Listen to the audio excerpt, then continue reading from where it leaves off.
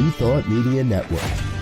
We are a global broadcast network of positive music, media, and entertainment, inspiring humanity's evolution along the journey of enlightenment and creating a world of love, peace, empowerment, and prosperity for all. New Thought Media Network. Positively inspiring.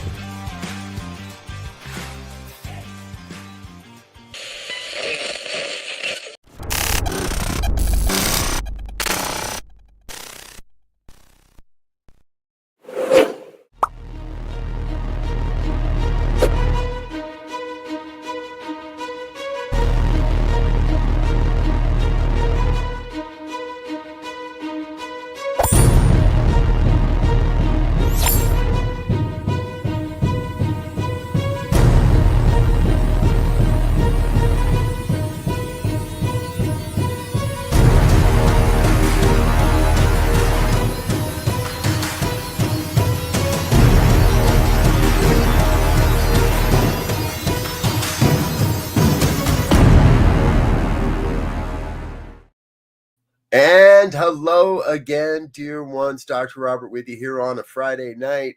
It's 5 o'clock on the Mountain Time Zone, and that means it is time for our good news, a weekly opportunity I get to take to share some of the good news stories that I found, and I think that you'll find entertaining, enjoyable, and give you some good things to talk about this weekend.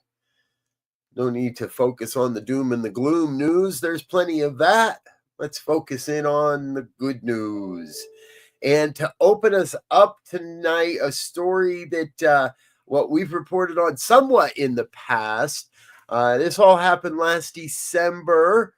The Birdtail Sioux Dakota Band of Southern Manitoba, Canada, welcomed 11 bison onto their tribal lands, and it's the first time in over 100 years that bison have been on their land.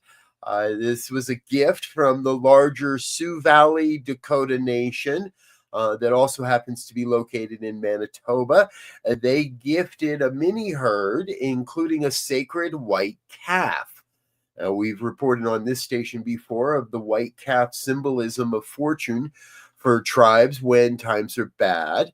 Now, released into the pasture to the sound of the bison song, members of the Birdtail Sioux cried out in celebration as the herd stampeded out onto the frosty plains for the first time in generations. Birdtail knowledge keeper and land-based coordinator Doug Hanska, I hope I've said that correctly, Doug, asked those in attendance, quote, "Can you feel the energy?"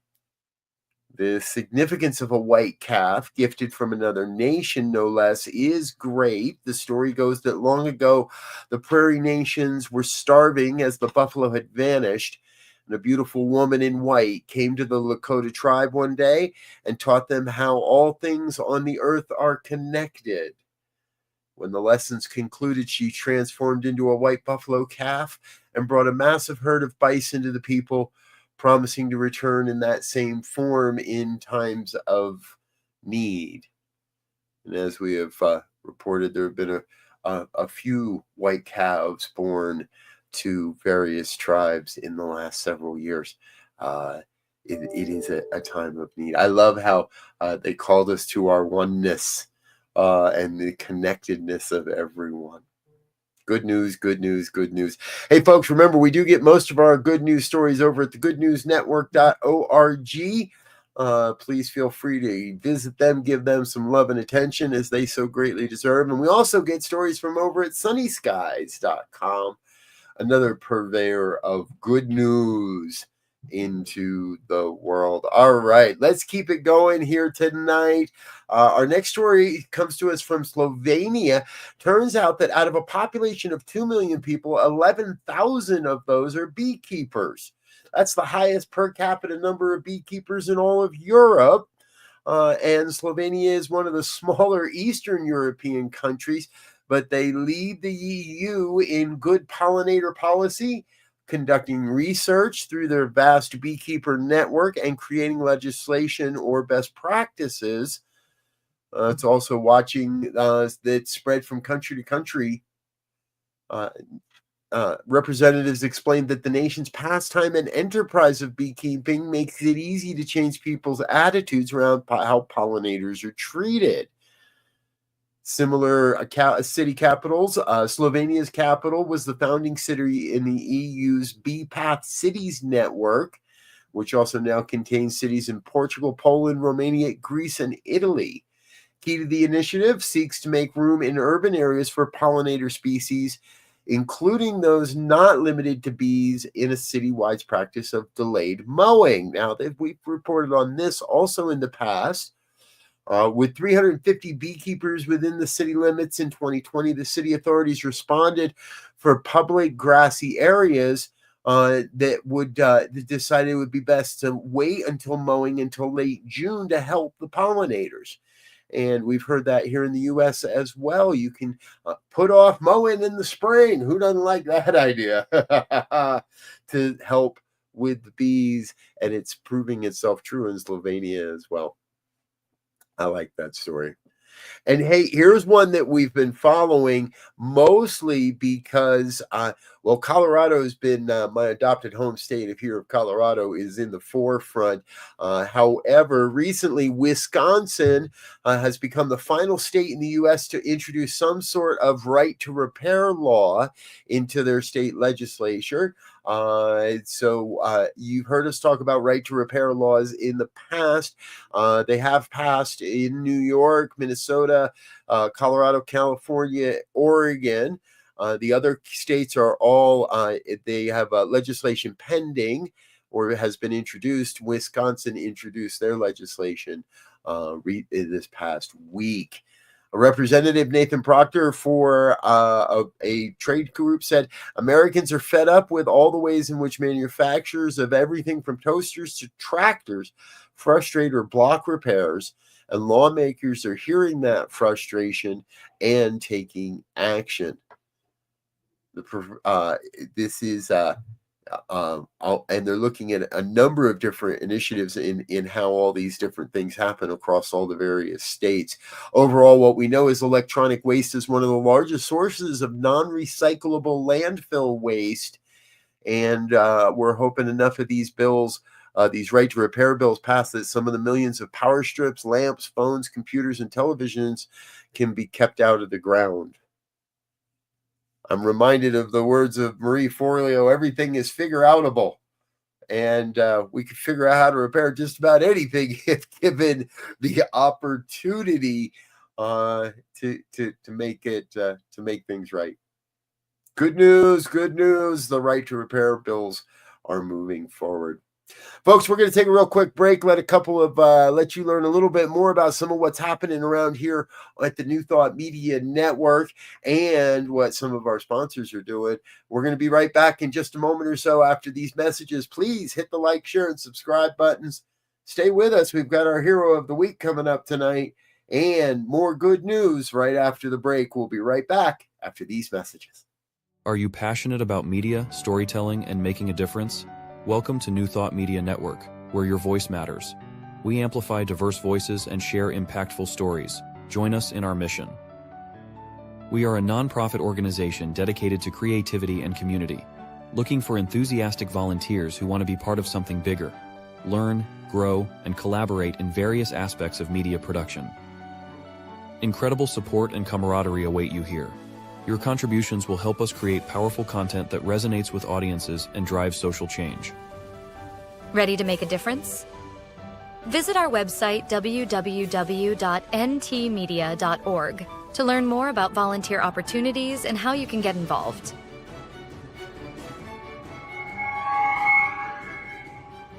Find our volunteer inquiry under the Engage tab on our website, or visit www.ntmedia.org/volunteer. We look forward to connecting with you soon. Welcome to Science of Mind Archives, your gateway to spiritual wisdom. Join us for our grand opening gala.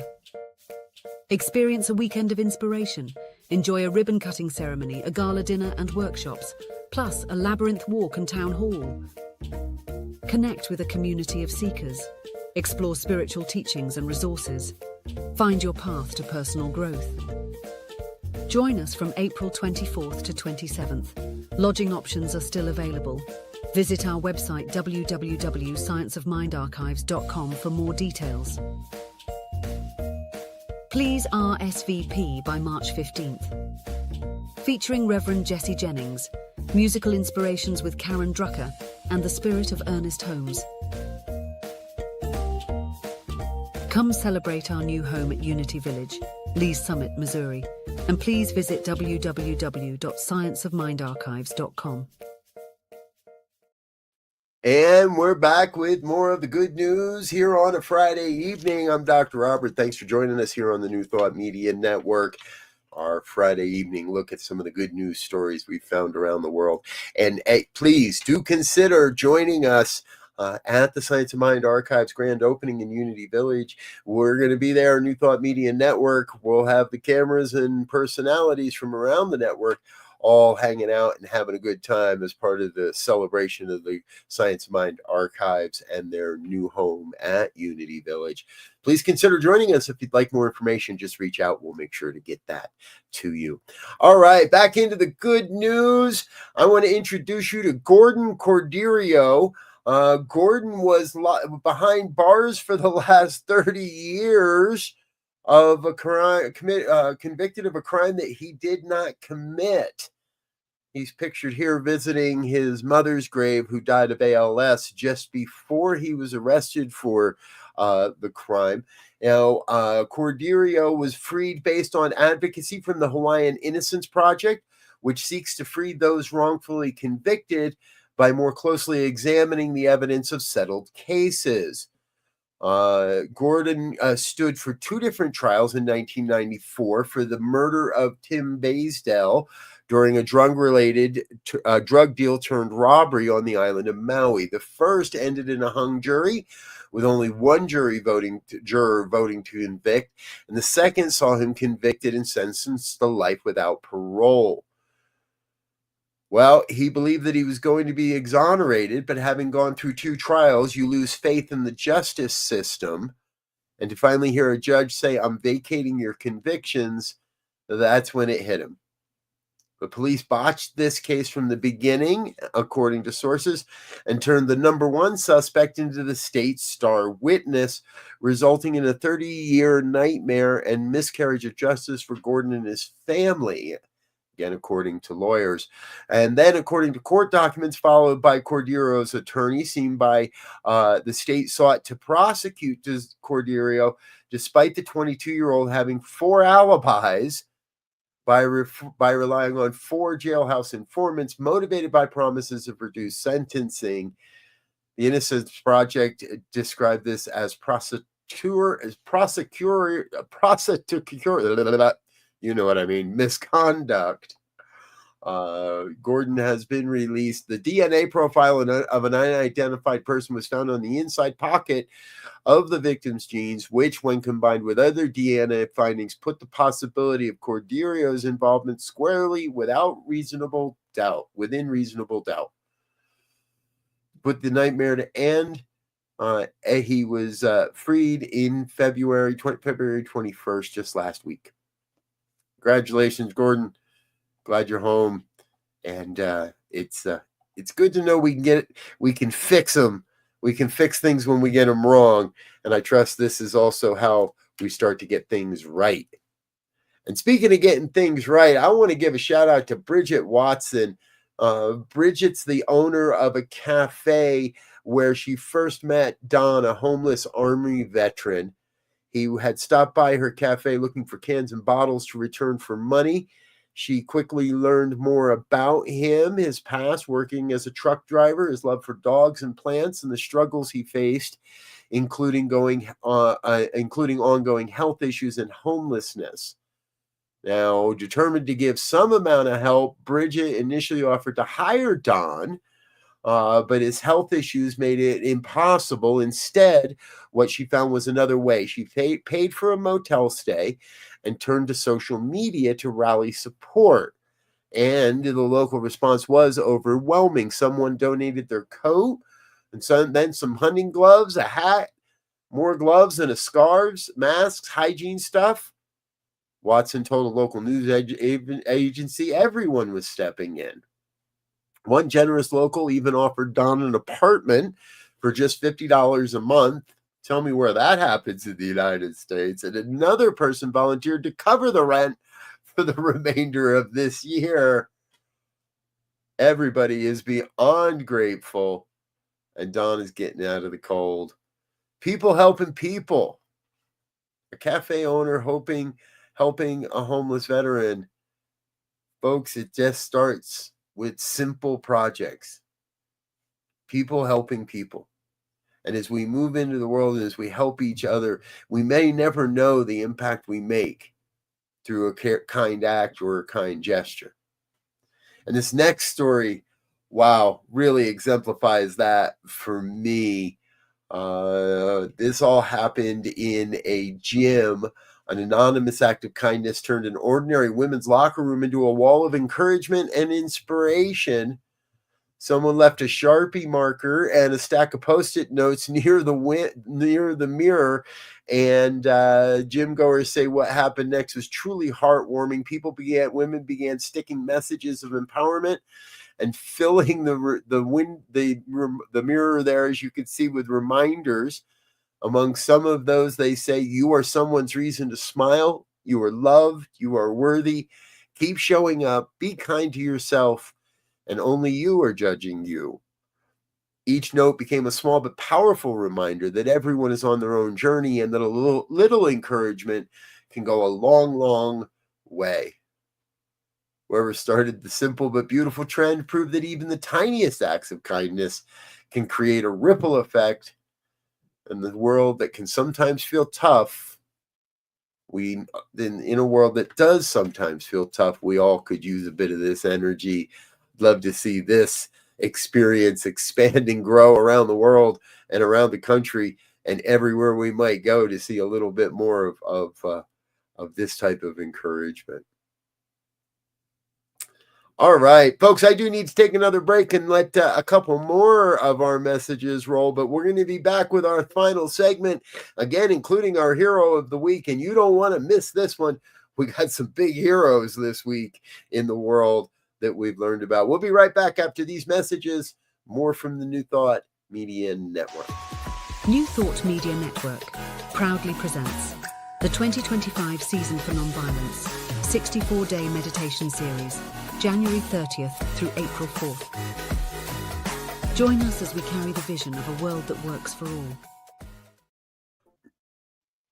all. Please help us say thank you to our organizational sponsors, including the Hefferland Foundation, Affiliated New Thought Network, International New Thought Alliance, Science of Mind Archives and Library Foundation, Center for Spiritual Living Denver, Center for Spiritual Living Midtown, New Thought Philadelphia, Planned Happiness Institute, Summit Center for Spiritual Living, One Heart Retreats, Center for Spiritual Living on the Lake, Unity Kitchener, Unity Spiritual Center Ottawa, Om Center for Spiritual Living, Satya Center, Begin Within Ministries, Center for Spiritual Living North Jersey, Unity of Savannah, and the Center for Spiritual Living Seattle,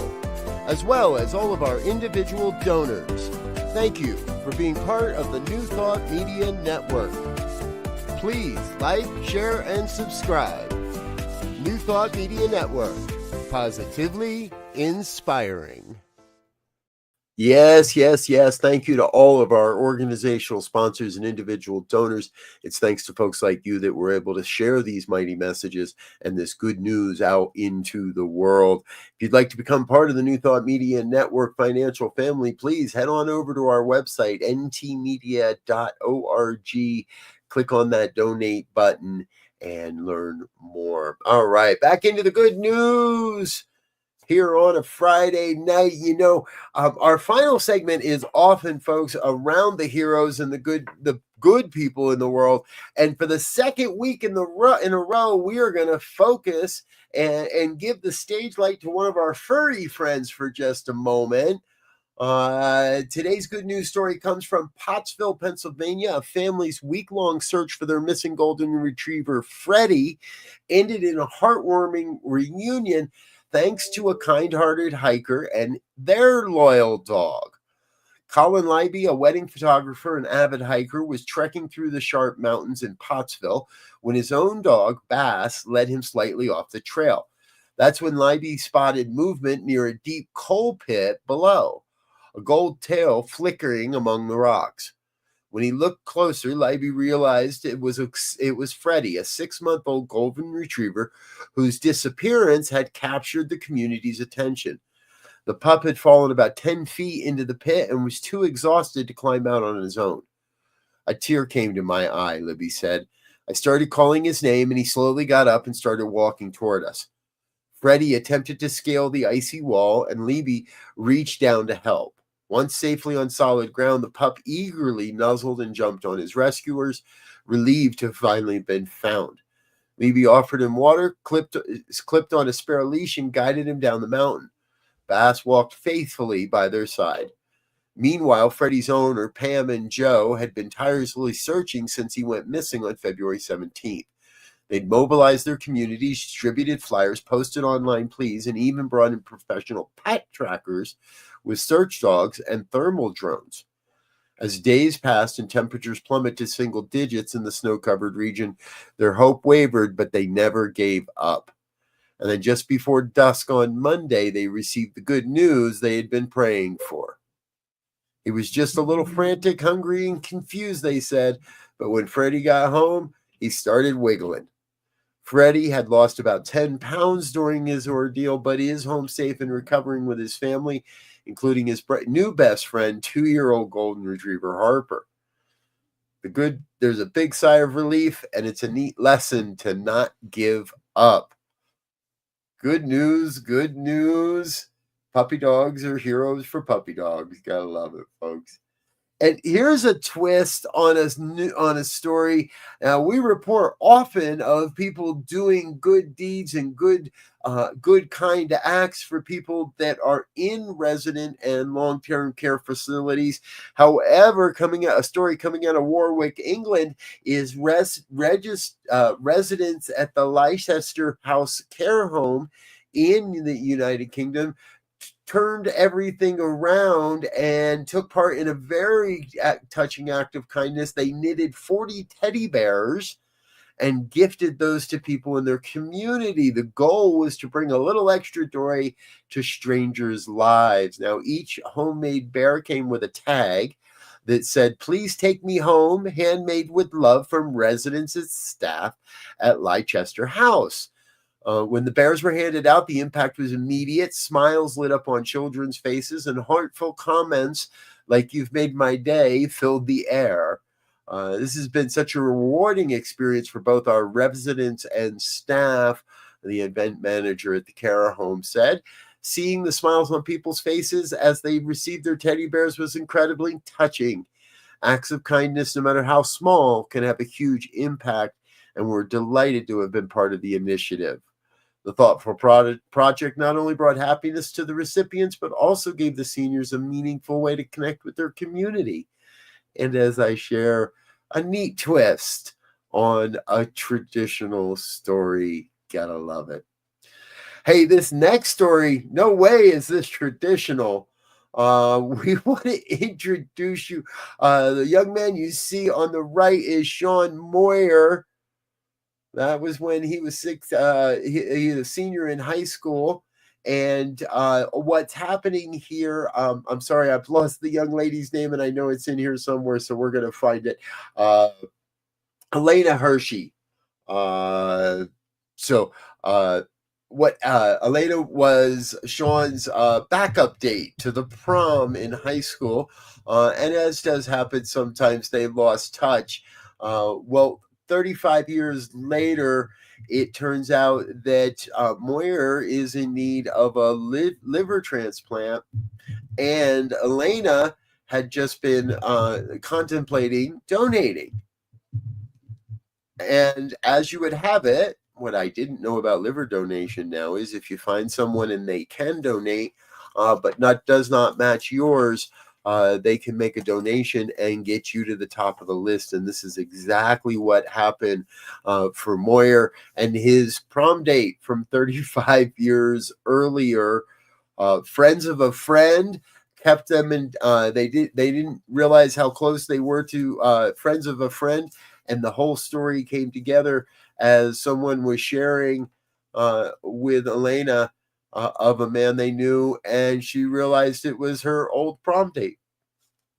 What a cute story. Thank you, dear one. You're making it into our hero role this week. And folks, we do have one more, and we're doing something just a little different tonight, but this is our hero of the week.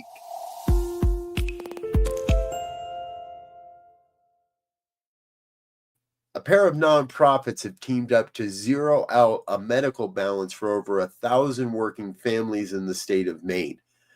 Mainers for Working Families and Undue Medical Debt partnered together in an effort to help families in the state breathe a bit easier. Thanks to their advocacy, they were able to buy debt worth up to $1.8 million for pennies on the dollar. We've reported on this method before. It's become something of a mainstream charity movement. Hospital patients sometimes can't or won't pay their huge bills for years at a time, and so a hospital's claim to $50,000 or even $100,000 suddenly begins to look quite worthless. They could take legal action, but there's no guarantee they would collect, and it's expensive to pay the legal fees resulting.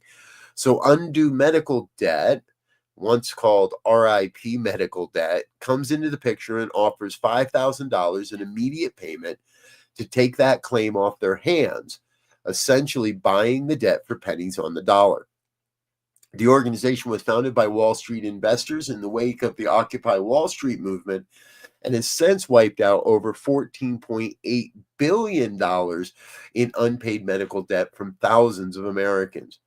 In Maine, the action was taken on behalf of 1,508 low-income people who had taken on medical debt worth 5% or more of their annual income, or who sat at an income 4 times lower than the national poverty line. Together, these 1,508 people held around $1.8 million in debt, which was bought via a donation of just over $12,700. We can't turn back the clock for these people, but we had to do something, said the executive director of the nonprofit Mainers for Working Families. What a good news! It's not often that we focus on a nonprofit for our hero of the week, and yet this seemed most fitting that it was our hero of the week. Thanks for reaching out, folks. Thanks for watching with us tonight. Brother Abe, I see your comment there about the archives. I'll reach out to you privately on that, let you know more information on how you can be a part of that special experience. Everyone else, thanks again for being with us, folks. If you'd like to learn more about the New Thought Media Network, just visit us on our website, ntmedia.org.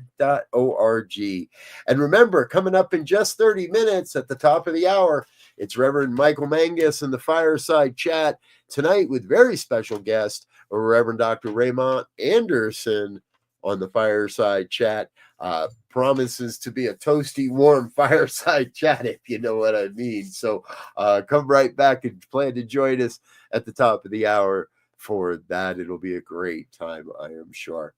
All right, I'm Dr. Robert. I got to get out of here for now.